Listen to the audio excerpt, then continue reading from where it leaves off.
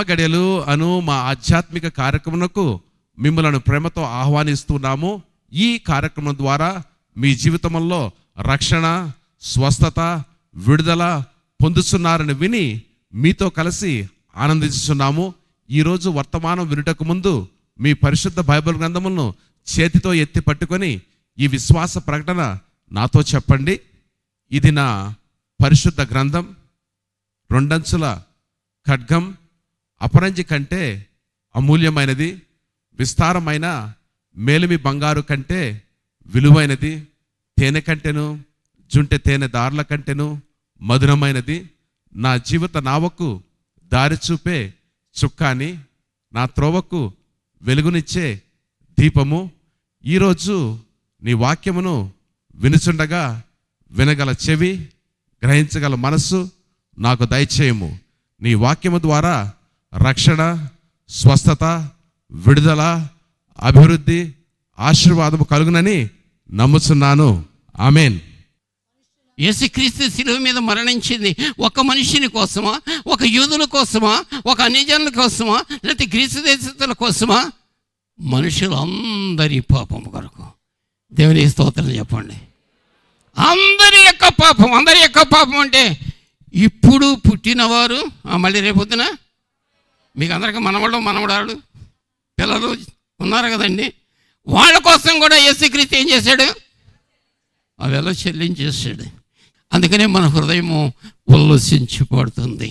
భక్తుడు చెబుతున్నాడు, నీవు కన్న రోజుని పుట్టిన రోజునే నువ్వు దూరంగా పారవేయబడ్డావు. నువ్వు పుట్టిన రోజునే నీ బొడ్డు కోయబడలేదు, పుట్టిన రోజున నీళ్ళతో కడగబడలేదు, నీ మీద ఉన్నటువంటి రక్తం శుద్ధి చేయబడలేదు, బయట పారవేయబడ్డావు, దిక్కుమాలిన స్థితిలో బయట పారవేయబడ్డావు.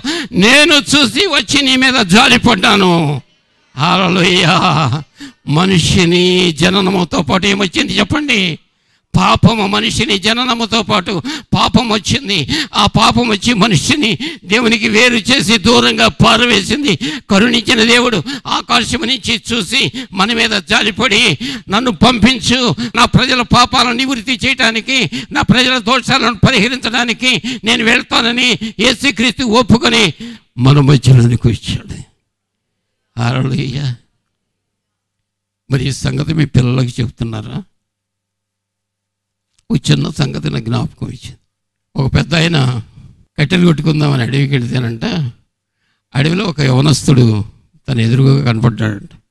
ఒక యవనస్తుడు కనపడినప్పుడు ఆ యవనస్తుడు అంటాడంట, ఓ పెద్ద ఆయన ఆగు అన్నాడంట. ఈయన ఆగాడంట.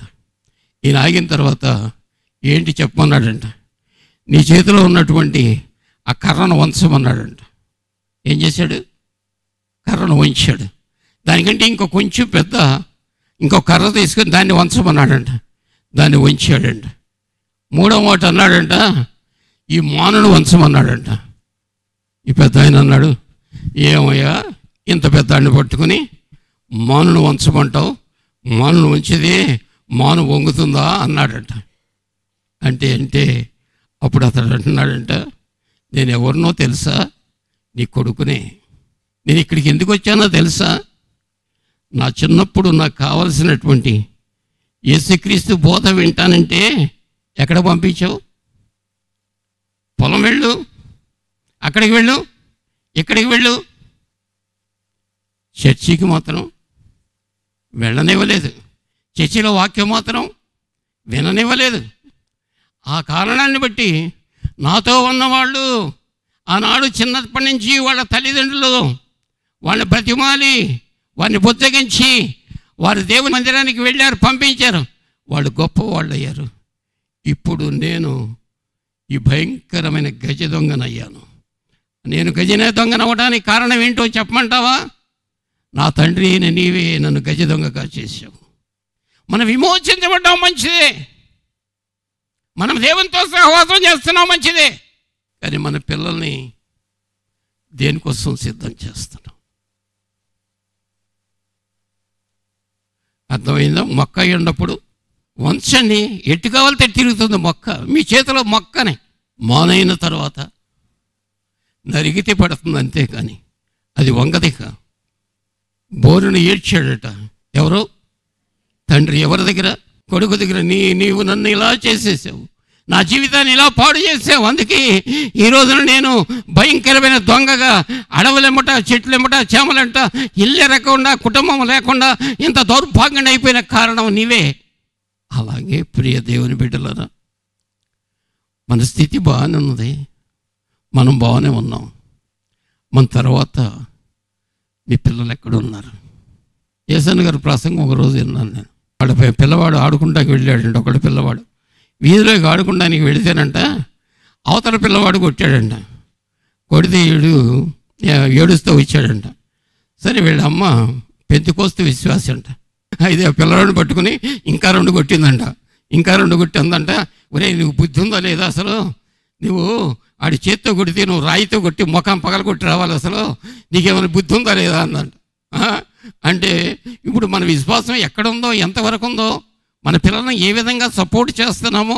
తప్పు చేసినప్పుడు బాబు తప్పు శిక్షించాలని నేను అనటం లేదు, కానీ దేవునికి స్తోత్రం, బాలుడై ఉన్నప్పుడు శిక్షించినందువల్ల తప్పు ఏమీ లేదు. బాలుడైన తర్వాత పెద్దవాళ్ళైన శిక్షిస్తే చాలా ప్రమాదం. అది బాలుడైనప్పుడు శిక్షించక తప్పదు, కొన్నిసార్లు శిక్షించాలి. ఆ శిక్ష ఏం చేస్తుందో తెలుసా? మానవ జీవితాన్ని శిక్షణలోనికి, క్రమశిక్షణలోనికి తీసుకుని వెళుతుంది. అందుకని ఇప్పుడు మనం దేవుని మందిరంలో కూర్చుని తల్లులు తండ్రులు దేవుని మందిరానికి రావడం చాలా సంతోషకరమైన విషయం. కానీ పిల్లలు ఎక్కడున్నారు? వాళ్ళ అమ్మే ఉంది. వాడు చేసిన పని మంచి పనే చేశాడు. నేను సండే స్కూల్ పోయాడు అనుకుంటున్నాను నేను. అవునా? దేవుని స్తోత్రం. ఈ అమ్మాయి ఎన్ని సంవత్సరాలు పెంచుకొచ్చి జరిగినా ఎంతమంది బోధ విన్నా సరే ఏం పోలేదండి? మారు మనస్సు రాలేదు, మారు మనస్సు రాలేదు, క్షమించడం రాలేదు, ఇతరులను ప్రేమించడం రాలేదు.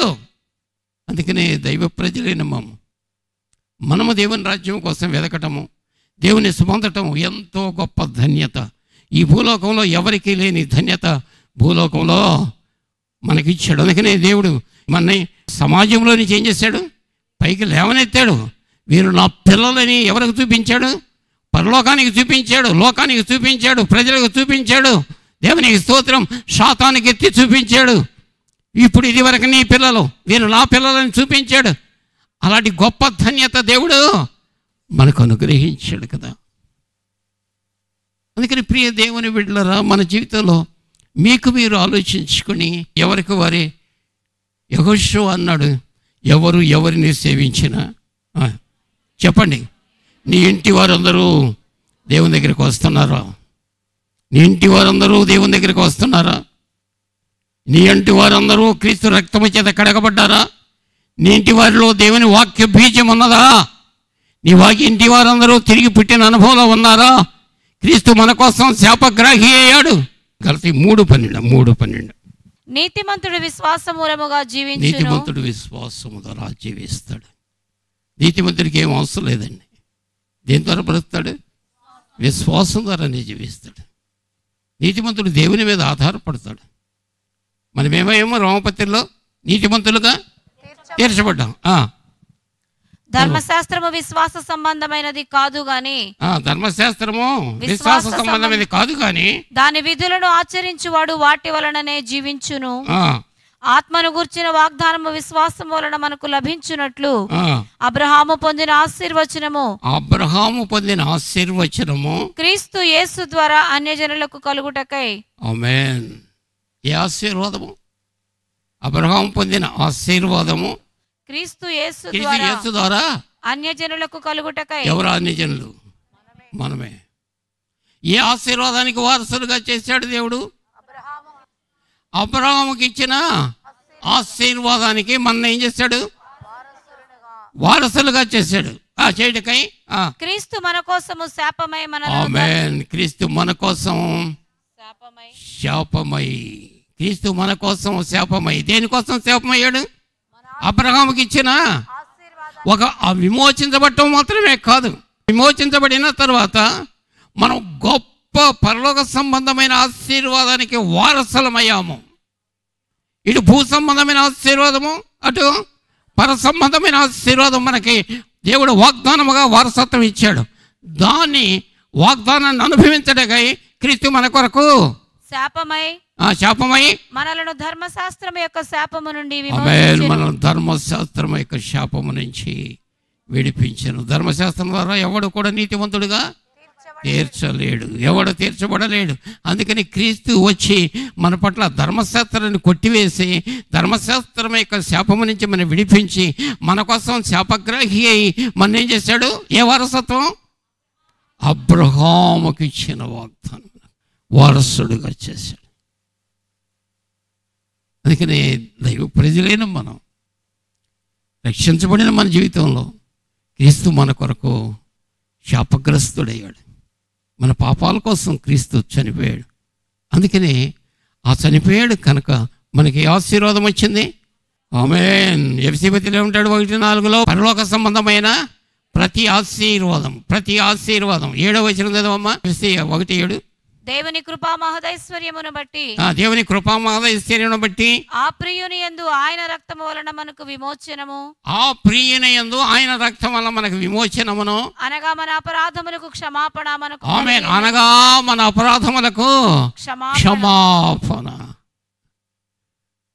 మన అపరాధములకు క్షమాపణ అనగా మన జన్మకర్మ పాపాలకు ఏం దొరికింది చెప్పండి? క్షమాపణ దొరికింది. జన్మ పాపం మన మీద లేదు. చాలా కుటుంబాలు ఆ శాపం క్రింద ఉండిపోతాయండి. శాపం క్రింద ఉండిపోయి ఆ ముందున్న కుటుంబానికి ఏ కీడు జరిగిందో అదే సమయంలో తర్వాత ఉన్నటువంటి సంతతికి అదే కీడు అక్కడికి వెళుతుంది. దాని తర్వాత ఉన్న సంతతికి ఆ కీడు అలా వెళ్ళిపోతుంది. ఆ కీడు ఏం చేస్తుంది? ఒక ప్రవాహంలాగా వారి కుటుంబాలను తాగుతూ ఉంటుంది.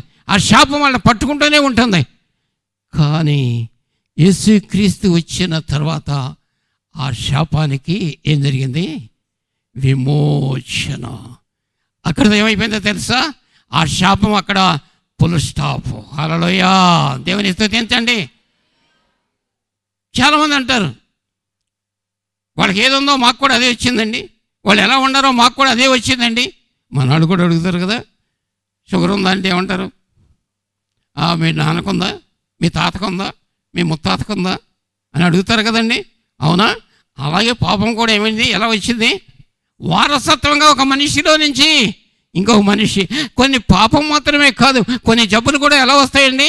వారసత్వంగా వచ్చేస్తాయండి. వాళ్ళు హార్ట్ అటాక్తో చచ్చిపోయారండి. తర్వాత వాళ్ళకి ఇంకొకటి హార్ట్ అటాక్, ఆ తర్వాత హార్ట్ అటాక్. మీ డాక్టర్ ఏమంటాడు? ఏమండి ఏంటి మీరు మీ తాతకి ఎవరికైనా ఉందా, మీ తండ్రికి ఎవరైనా? యేసు అన్నాడు. Full stop. Praise God. దేవుని స్తుతించండి. ఏ శాపమైనా సరే, ఏ పాపమైనా సరే వంశపారంపర్యంగా వచ్చింది కానీ, జన్మను బట్టి వచ్చింది కానీ, జీవితాన్ని బట్టి వచ్చింది కానీ, ఏదైనా సరే యేసుక్రీస్తు రక్తము ఎప్పుడు నీ హృదయంలో ప్రోక్షించబడిందో, యేసుక్రీస్తునందు విశ్వాసంతో నీ హృదయ కవాటాలు తెరవబడి యేసు నా రక్షకుడని విశ్వసించావో ప్రతి పాపము ప్రతి శాపము కూడా అక్కడితో కొట్టివేయబడి అబ్రహాము అనుగ్రహించిన ఆశీర్వాదం మన ఇంటి మీదకి వస్తుంది. హల్లెలూయా, హల్లెలూయా. అందుకని అక్కడ ఆ పాపక్షమాపణ జరగకపోతే దేవునికి స్తోత్రము, నీకు మేలు కలగదు. ఆ పాపక్షమాపణ జరగకపోతే ఈ ఆశీర్వాదం నీకు రాదు. అందుకని నిలిచి చూడవలసింది దేనికోసమో తెలుసా? ఆ పాపక్షమాపణ కోసం. హెబ్రీ పత్రిక 9:25. అంతేకాదు ప్రధాన యాజకుడు ప్రతి సంవత్సరము తనది కాని రక్తము తీసుకొని పరిశుద్ధ స్థలములోనికి ప్రవేశించినట్లు ఆయన అనేక పర్యాయములు తన్ను తాను అర్పించుకొనుటకు ప్రవేశింపలేదు. అట్లైన ఎడల జగత్తు పునాది వేయబడినది మొదలుకొని ఆయన అనేక పర్యాయములు శ్రమ పడవలసి వచ్చును. అయితే ఆయన యుగముల సమాప్తి యందు తన్ను తానే బలిగా అర్పించుకొనుట వలన ఒక్కసారి మన కోసము బలిగా అర్పించుకొనుట వలన. ఇదివరకు ప్రధాన యాజకుడు ప్రతి సంవత్సరం వెళ్ళాలి. ఏ రక్తం? తనగాని రక్తంతో. అవునా? ఇప్పుడైతే మన ప్రధాన యాజకుడు ఏం చేశాడు? తన రక్తమును తీసుకుని వెళ్ళి ఒక్కసారి మన ప్రధాన యాజకుడు దేవునికి స్తోత్రం అక్కడ బలి అర్పించాడు. అందుకే మనకేం దొరికిందండి? శాప విమోచన, పాప విమోచన. 1 తిమోతి 1:9-10. ఆయనను శ్రీమంతుడగు దేవుడు నాకు అప్పగించిన ఆయన మహిమగల సువార్త ప్రకారము ధర్మశాస్త్రము ధర్మ విరోధులకును అవిధేయులకును భక్తిహీనులకును పాపిష్టులకును అపవిత్రులకును మతదూషకులకును పితృహంతకులకును మాతృహంతకులకును నరహంతకులకును వ్యభిచారులకును పురుష సంయోగులకును మనుష్య చోరులకును అబద్ధికులకును అప్రమాణికులకును హితబోధకు విరోధి అయిన వాడు మరి ఎవడైనను ఉండిన ఎడల అట్టివానికి నియమింపబడెను గాని నీతిమంతునికి నియమింపబడలేదని ఎవడైనను ఎరిగి నీతిమంతులకు పైన లిస్టు చూసారా? ఎవరి కోసం అండి ధర్మశాస్త్రం? వాళ్ళ కోసం నియమించబడింది, కానీ క్రీస్తు రక్తము చేత కడగబడిన నీతిమంతుల కోసము నియమించబడలేదు. దాని కింద వచ్చిన కూడదు అమ్మా. పూర్వము దూషకుడును హింసకుడును హానికరుడునైన నన్ను తన పరిచర్యకు నియమించి నమ్మకమైన వానిగా ఎంచినందుకు నన్ను బలపరిచిన మన ప్రభు అయిన క్రీస్తు యేసు కృతజ్ఞుడనై ఉన్నాను. ఆమేన్. Praise God. తన గురించి చెప్తున్నాడు. నేను ఎవరినండి? దూషకుడను. నేను ఎవరినండి? హింసకుడను. నేను ఎవరినండి? హానికరుడను. నేను ఎవరినండి? క్రైస్తవులను హింసించిన వాడను. అందుచేత ఈ వచనంలో మనము ఆలోచించి చూసినట్టయితే ఏ స్థితిలో ఉన్న మనిషినికైనా సరే యేసుక్రీస్తు యొక్క రక్తము ప్రతి మనిషిని జీవితంలో ఉన్న పాపాన్ని కడిగి వేస్తుంది. పూర్వపు తన స్థితిని ఎవరు మార్చేశారు? పౌల దౌర్భాగ్య స్థితి, కఠిన హృదయం, క్రైస్తవుల రక్తం త్రాగాలి, క్రైస్తవుల రక్తం చూడాలి, క్రైస్తవుల ప్రాణం తీయాలని ఆ కఠినమైన హృదయాన్ని ఏం చేశాడు? క్షణములో మార్చేశాడు. క్షణములో తను ఎరగని దేవుడు, తను చూడని దేవుడు క్రైస్తవుని హింసించడానికి పత్రికలు పట్టుకుని ఈ నామములో ప్రార్థన చేసే వారిని అందరినీ కూడా చెరసాల్లో వేయించండి, బాధించండి, చంపించండి అని పత్రికలు తయారు చేసి వాటిని వ్యాప్తి చేస్తున్నటువంటి సౌలు ప్రయాణం చేస్తున్నప్పుడు ఆకాశం నుంచి స్వరం వినపడింది. హల్లెలూయా. సౌలా, సౌలా, నన్ను ఎందుకు ఏం చేస్తున్నావు? ఎవరు నువ్వు? యేసు తను తాను బయలుపరుచుకున్నాడు. ఎవరు నీవు హింసించుతున్నా యేసుని. హల్లెలూయా. దేవుని స్తుతించండి. నీవు హింసించుతున్న యేసుని అనగా యేసుని కొట్టాడేంటి? నా పిల్లలకు నువ్వు హాని చేస్తున్నావు, నా నామమునందు విశ్వాసం ఉంచిన వారిని హింసిస్తున్నావు. నా నామమునందు విశ్వాసం ఉంచిన వారిని హింసిస్తే ఎవరిని హింసించినట్టు? ఆమేన్. Praise God. హల్లెలూయా. గమలీయేలు పాదముల దగ్గర ధర్మశాస్త్రమును నేర్చుకున్న పౌలు తన జీవితంలో ఆ ధర్మశాస్త్రం తను ఏం చేసింది? విమోచించలేకపోయింది. ఆ ధర్మశాస్త్రం తను ఏం చేసింది? విడుదల చేయలేకపోయింది. ధర్మశాస్త్రం కాకుండా దేవునికి స్తోత్రం కృపాప్రమాణం అక్కడ పనిచేసి పౌలుని ఏం చేసింది? మార్చివేసింది. అందుకని ప్రియ దేవుని బిడ్డలారా, రాత్రి దేవుని వాక్యమును వింటున్న మన జీవితంలో కూడా దేవుడు మన పట్ల ఎంత గొప్ప కార్యం చేశాడు, నీ పట్ల ఎంత గొప్ప కార్యం చేసావు. ఆయన చేసిన కార్యానికి నీ హృదయము స్పందించిందా? నీ హృదయం స్పందించిందా? నీ హృదయం ఆయన చేసిన కార్యానికి నొచ్చుకున్నదా? 3000 మంది దేవుని వాక్యముని వింటున్నప్పుడు ఏం చేశారు? వారి హృదయము నొచ్చుకున్నది. నీ హృదయం నొచ్చుకున్నదా? నీ హృదయం నొచ్చుకుంటే నీ భర్త హృదయం నొచ్చుకున్నదా? నీ భర్త హృదయం నొచ్చుకుంటే మీ పిల్లల హృదయం నొచ్చుకున్నదా? పశ్చాత్తాపడ్డారా? యేసు నా కోసమే మరణించాడు, నా పాపశాపాల నియమం నుంచి నన్ను విడిపించడానికి యేసు మరణించాడని నీ జీవితంలో తీర్మానం చేసుకున్నావా? ఒకవేళ యేసు అనే అభిమానం ఉంటే చాలదు. సంపూర్ణముగా లూదియా హృదయము తెరవబడినట్టుగా నీ హృదయము తెరవబడి, యేసు నా పాపాల కోసం చనిపోయావు, నా పాపాలను తీసివేయటానికి నువ్వు శాపగ్రాహివై శిలువ మీద మరణించావు, నా పాపాలు సమాప్తమైపోయినవి, నేను నీతిమంతుడిగా తీర్చబడ్డాను అని ఆ గాఢమైన విశ్వాసము నీ హృదయంలో ఎప్పుడు కలిగిందో ఆ రోజున అరికాలు మొదలుకు నీ తల వరకు ఉన్నటువంటి నీ పాపాలన్నీ కూడా రక్తం కడిగి వేసింది.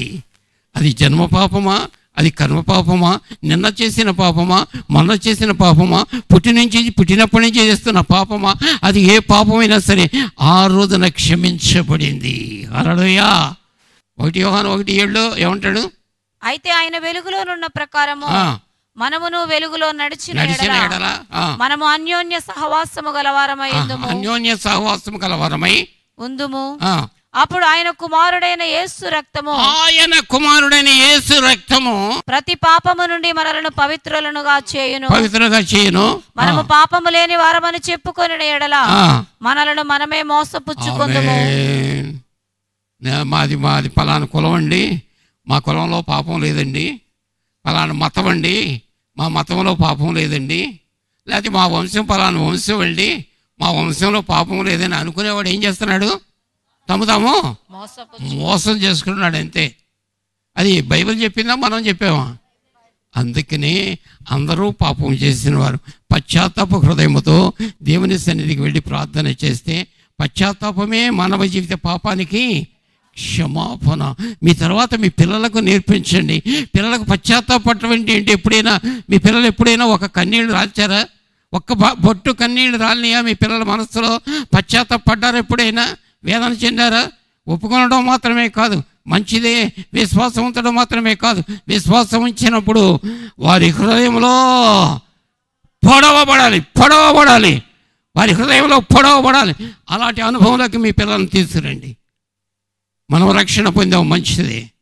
మీ పిల్లలు అలాంటి అనుభవంలోకి. మేమేంటంటే ఎవరికైనా ఒక ఆయన సువార్త చెప్పామనుకోండి, మేము అసలు పుట్టుక నుంచే క్రైస్తవులండి, మా తండ్రి క్రైస్తవులే, చెప్పండి, మా తాత క్రైస్తవులే, ఎప్పుడూ క్రైస్తవులే.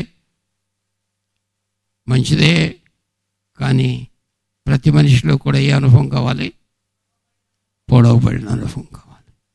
అందుకనే దైవ బిడ్డలారా, మీరు ఒక్కసారి మీరు నిర్ధారణ చేసుకోండి. రెండవది, ఇక్కడ కూర్చున్నవారు ఎవరైనా హృదయంలో పొడవబడి అయ్యో పాపిని పాపము చేశానని మీ హృదయంలో నుంచి ఆ నినాదం రాకపోతే నీ పాపక్షమాపణ జరగదు. అది నేర్పించండి. అది అభ్యాసము, కోసు విద్య. మీ పిల్లలకి ఏం నేర్పించాలి? మీ పిల్లలకు అది నేర్పించండి. మీరు అది నేర్చుకోండి, మీ కుటుంబంలో అది నేర్చుకోండి. అది నేర్చుకొని దాని ప్రకారం జీవించండి. Praise God. ఒక్క నిమిషం ప్రార్థన చేసుకుందాం. తలలో వంచండి.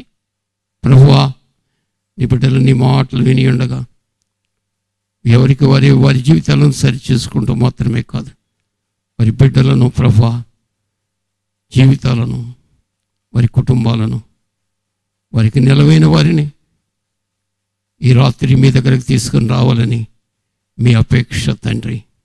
అందరూ అంతటా మారు మనసు పొందాలని నీ ఆజ్ఞ ఉన్నది తండ్రి. అలాగే ఇంకా మారు మనసు పొందనివారు, ఇంకా పాపక్షమాపణ పొందనివారు, ఇంకా రక్తము చేత కడగబడిన వారు ఈ రాత్రి ఎక్కడైనా ఉన్నారేమో. వారిలో కాదు నాయన, ఇక్కడున్న వారిలో కాదు, వారి కుటుంబాల్లో ఇంకా ఎంతమంది ఉన్నారో వారి కోసం రక్తం చిందించామని ప్రభువా పెద్దలు పిల్లలకు బోధించి క్రమశిక్షణలో నడిపించే మనస్సు బిడ్డలకు దయచేయండి.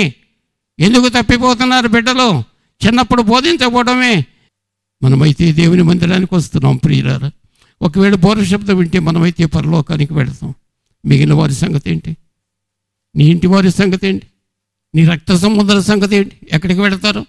ప్రభు అలాగే అందరూ మారు మనసు పొందాలని కోరుకుంటున్నావు కనుక ఆ మాట ప్రకారం నీ బిడ్డలను మీరు ఆశీర్వదించండి.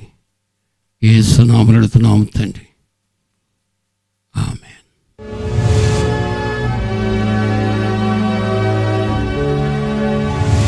నా పేరు నానమ్మ. మధ్యవార్టీసీ కాలనీ నుంచి నేను వస్తున్నాను ఈ సంఘానికి. దేవుడు నా కుటుంబంలో ఎన్నో సమస్యలు ఉన్నప్పుడు నేను ఈ సంఘానికి వచ్చాను.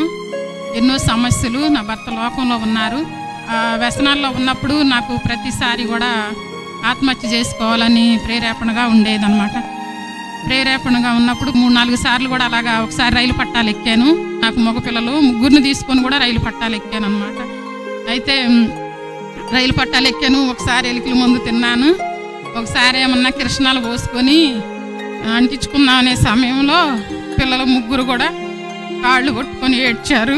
అమ్మ నువ్వు చేసుకోవద్దమ్మా, మేము నీకు తోడుగా ఉన్నామమ్మా, మేము చదువుకోపోయినా పని చేసి బతికిస్తామమ్మా అని పిల్లలు ముగ్గురు వాటేసుకొని ఏడ్చారనమాట. అయితే ఏడ్చినప్పుడు తెల్లారి ఆదివారం చర్చికి వెళ్ళాము మేము. మెస్సయ్య ఫెలోషిప్లో ఆరాధనలో సజ్జయలైజర్ గారు మాట్లాడారు. దేవుడే మాట్లాడాడని నేను నమ్ముచున్నాను. ఎలా మాట్లాడారంటే రాత్రి ఆత్మహత్య చేసుకోవడానికి ప్రయత్నించింది, కిరసనాలు పోసుకోవడానికి ప్రయత్నించిందని స్పష్టంగా మాట్లాడారనమాట. స్పష్టంగా మాట్లాడినప్పుడు కిరసనాలు పోసుకునేది, నేను కిరసనాలు పోసుకునేది ఎవరికి ఎలా తెలిసింది ప్రభువా, నువ్వు చూస్తున్న దేవుడివి, నన్ను ఆ అపాయం నుంచి తప్పించడం కొరకే ఇట్లా మాట్లాడావని నేను అప్పుడు చెప్పాను అనమాట. అయ్యగారు నేనేనయ్యా కిరసనాలు పోసుకున్నది రాత్రి అన్నప్పుడు అయ్యగారు ప్రార్థన చేసి నేను మరణాపాయం నుంచి తప్పించాడమ్మా దేవుడు, దేవుడు నిన్ను వాడుకుంటారు, నువ్వు భయపడొద్దు, నేను నీకు తోడుగా ఉన్నాను అని చెప్పారు. ఇంటికి వచ్చి అప్పటి నుంచి కూడా దేవుడు మరి నా పట్ల ఎన్నో మేలులు చేశారు. ప్రతిదీ ప్రార్థించినప్పుడు ప్రతిదీ అడిగినవన్నీ నాకు ఇచ్చారనమాట. ఇచ్చినప్పుడు నేను అట్టి మరణం నుంచి ఇంకా నేను దాని జోలికి కూడా ఇంకెప్పుడు కూడా ఆ ఉద్దేశం కానీ ఆలోచన కానీ నాకు ఇంక ఇప్పుడు వరకు ఎప్పుడు కూడా లేదనమాట. ఆ ప్రార్థన చేసిన సమయం నుంచి మా వారు కూడా ఆ వ్యసనాల నుంచి మారారు. మేమందరం కలిసి దేవుని మందిరానికి రావటానికి దేవుడు కృప చూపారు. సేవకులు ప్రార్థన, సంఘ ప్రార్థన, మరి ఆర్టీసీ కాలనీలో నా గురించి ఎంతోమంది తల్లులు సహోదరులు ప్రార్థన చేసి నన్ను ఎంతగానో ఆదరించి, లేమిలో కూడా నాకు ఎంతగానో ఆదరించారనమాట. ఛార్జీకి డబ్బులు లేని సమయంలో కూడా వాళ్ళు నన్ను ఎంతగానో ఆదరించారు. అందరికీ కూడా వందనాలు చెల్లిస్తున్నాను. మా ఆరాధన కార్యక్రమములు ఇంగ్లీషు ఆరాధన ప్రతి ఆదివారము ఉదయం 6:45 జరుగుతున్నది. తెలుగు ఆరాధన ప్రతి ఆదివారము ఉదయం 8:30 గంటలకు జరుగుతున్నది. ఆపరేషన్ మాంగూస్ లేక పురుషుల ఉదయకాల ప్రార్థన ప్రతి బుధవారము ఉదయము 5 గంటలకు జరుగుతున్నది. ఉపవాస ప్రార్థన ప్రతి శుక్రవారము సాయంత్రము 6:30 గంటలకు జరుగుతున్నది. వ్యాపారవేత్తల సమావేశము ప్రతి నెల మొదటి ఆదివారము సాయంత్రము 6 గంటలకు జరుగుతున్నది. మీ పిల్లల వివాహ విషయం చింతిస్తున్నారా? సరైన జీవిత భాగస్వామి కోసం అన్వేషిస్తున్నారా? యుక్త వయసు దాటిపోతుందని ఆందోళన చెందుతున్నారా? మెస్సయా ఫెలోషిప్ ఆధ్వర్యంలో వివాహ పరిచయ వేదిక నిర్వహించబడుచున్నది. భయపడకండి. ఇసాకుకి రెబెకాను, రూతుకు బోయజును సిద్ధపరిచినట్లు మీ జీవితంలో దేవుడు ఒక అద్భుత కార్యమును చేయబోతున్నాడు. మీ పూర్తి వివరములతో మమ్మల్ని సంప్రదించండి. మా ఫోన్ నంబర్స్ 9494767633, మరొక నంబర్ 9494767733. మా అడ్రస్ మెస్సయా ఫెలోషిప్, 100 అడుగుల రోడ్డు, ఆటోనగర్ గేట్, విజయవాడ.